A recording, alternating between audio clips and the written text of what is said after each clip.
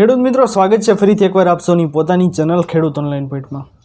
દોસ્તો, આજની વિડીયોની અંદર હું આપ સૌને એક વાત કરવાનો છું કે ઘણા બધા લોકો છે તેની મને કમેન્ટ આવે છે કે આ પરિપત્ર જે સરકારે જાહેર કર્યો છે કે 1951ની જગ્યા 1995થી ટાઇટલ જોવાશે ખેતીની જમીનનું, તે પરિપત્ર બોગસ કાઢ્યો છે। મતલબ કે તે પરિપત્રની કાંઈ જરૂર જ હતી નહીં, તેવા પરિપત્ર ખોટા ખેડૂત ખાતેદારો માટે કાઢ્યો છે। અને પ્લસ બીજી એક વાત જણાવવાનું છું હું આપ સૌને કે કોઈ પણ ખેડૂત ખાતેદાર છે તેમની જમીનની અંદર ફોલ્ટ છે, તેને આ પરિપત્રનો ઉપયોગ કરવો છે તો તેનો અમલ થઈ ગયો છે શરૂ કે નથી થયો તેના વિશેની પણ મહત્ત્વની વાત જણાવવાનો છું। દોસ્તો, સૌથી પહેલાં આપણે આ પોઈન્ટ વિશે વાત કરીએ કે ઘણા બધા લોકો મને કમેન્ટ કરતા હતા કે ભાઈ આ પરિપત્ર છે તે સરકારે સાવ વ્યવસ્થિત નથી કાઢ્યો, ખોટા ખેડૂત ખાતેદાર માટેના કામનો છે, મોટા મોટા બિલ્ડરો માટેના કામનો છે। તો હવે એક હું આપને વાત જણાવી દઉં કે અત્યાર સુધી કેવું ચાલતું હતું કે વર્ષ 1951થી જે ટાઇટલ જોવામાં આવતું હતું તો તેની અંદર એવી વસ્તુઓ હતી કે ભાઈ ભાઈના નામેથી ભાઈના નામે જમીન આવેલી હોય, તે સામાન્ય વસ્તુ છે। દોસ્તો, પહેલાંના સમયમાં જે આ વ્યવહારો થયેલા છે ત્યારે તેવી ખબર નહોતી કે હાલના સમયની અંદર તે વસ્તુને લઈને અત્યારે હેરાન કરવામાં આવશે। અત્યાર સુધી કેવું ચાલતું હતું દોસ્તો કે ભાઈના નામેથી ભાઈના નામે જમીન આવેલી હોય તો તેવા વ્યવહારો છે તે માન્ય ગણાતા નહીં, કે ભાઈ ભાઈના નામેથી ભાઈના નામે જમીન આવેલી હોય તો તે ખાતેદાર કહેવાય નહીં। બીજી એક વાત કહી દઉં કે જ્યારે જૂના પરિપત્રો હતા તેની અંદર જ્યારે વારસાઈ કે હયાતીમાં હક દાખલ કે તમામ વસ્તુ તમારે ટૂંકમાં વેચાણ દસ્તાવેજ સિવાયની અન્ય વસ્તુઓ છે તેના તમારે કામ કરાવવા પડતા, તો તેવા અગાઉના પરિપત્રની અંદર તેવું કાંઈ લખેલું નહોતું, દર્શાવેલું નહોતું। તે તમે હાલના પરિપત્રની અંદર તમે વાંચશો તો પણ આપ સૌને ખબર પડી જાય કે ફક્ત વેચાણના કિસ્સા માટે જ આ પરિપત્ર બહાર પાડવામાં આવેલો છે।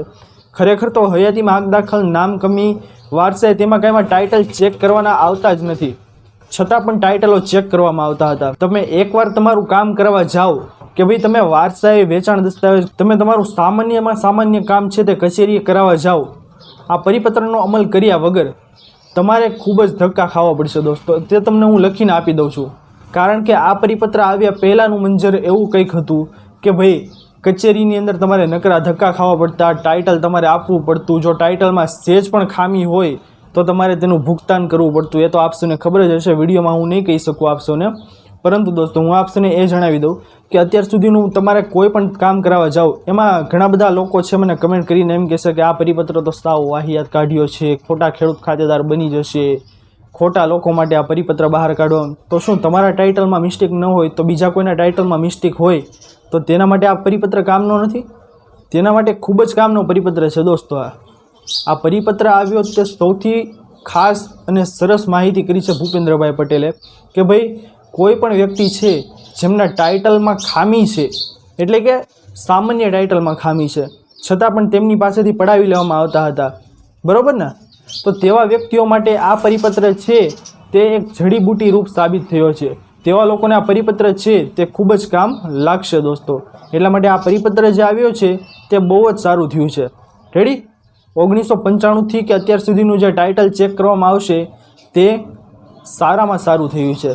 અને આ પરિપત્રોના અમલની વાત કરી દઉં દોસ્તો, તો આ પરિપત્રનો અમલ હાલ થોડી ઘણી જગ્યાએ અમલ થવા માંડ્યો છે, પણ થોડી ઘણી જગ્યાએ હજુ સુધી તેનો અમલ થયો નથી। તેમાં એમ કહેવામાં આવે છે કે જ્યાં સુધી ગેઝેટની અંદર પ્રસિદ્ધ થઈને ન આવે કે આ ગેઝેટ કે આ પરિપત્રનો અમલ કરવો તમારે, ત્યાં સુધી અધિકારીઓ છે તે આનો અમલ કરશે નહીં તેવું અમુક જગ્યાથી કહેવામાં આવી રહ્યું છે। પરંતુ દોસ્તો, આપ સૌનું શું કહેવું છે કે પરિપત્ર જ્યારથી બહાર પાડી દીધો ત્યારથી તેનો અમલ કરી દેવાનું શરૂ કરી દેવું જોઈએ, કારણ કે આ તો મુખ્યમંત્રી લેવલનો નિર્ણય કર્યો છે। એટલા માટે દોસ્તો આ પરિપત્ર છે તેનો અમલ મારા ખ્યાલ મુજબ તો કરી દેવો જોઈએ, પરંતુ અમુક જગ્યા થતો નથી તો તે ખૂબ જ ગંભીરમાં પ્રશ્ન લેવા જેવી બાબત છે। એટલા માટે દોસ્તો આ પરિપત્ર આવ્યું છે એ તો ખૂબ જ સરસ બાબત થઈ છે, તેમાં હું 100% સમર્થન આપું છું। અને બીજી એક મહત્ત્વની વાત કે ભાઈ આ પરિપત્રનો અમલ થતો નથી તો તે તમારે જોવાનું છે કે ભાઈ આ પરિપત્રનો અમલ શું લેવા કચેરીવાળા કરતા નથી, બરાબર ને? જો તમારે ત્યાં કરતા હોય તો મને કમેન્ટ કરીને જણાવો કે આ પરિપત્રનો હાલ અમારે અમલ થવા માંડ્યો છે અને નથી થતો તો પણ મને કમેન્ટ કરીને જણાવો, એટલે તમામ લોકોને ખબર પડી શકે કે ક્યાંથી આ પરિપત્રનો અમલ થઈ રહ્યો છે કે નથી થઈ રહ્યો। આપને આ વિડીયો પસંદ આવી હોય તો વિડીયોને લાઇક કરવાનું ભૂલતા નહીં। ચેનલ પર નવા આવ્યા હો તો અમારી ચેનલ ખેડૂત ઓનલાઈન પોઈન્ટને સબસ્ક્રાઇબ કરી અને બાજુમાં આપેલા બેલ આઇકનને પણ પ્રેસ કરી દેજો, જેના લીધે આવી જ મહત્વપૂર્ણ માહિતી આપ સૌને આ ચેનલના માધ્યમથી મળતી રહે। તો દોસ્તો મળીએ હવે પછીના વિડીયોમાં, ત્યાર સુધી જય હિન્દ અને વંદે માતરમ।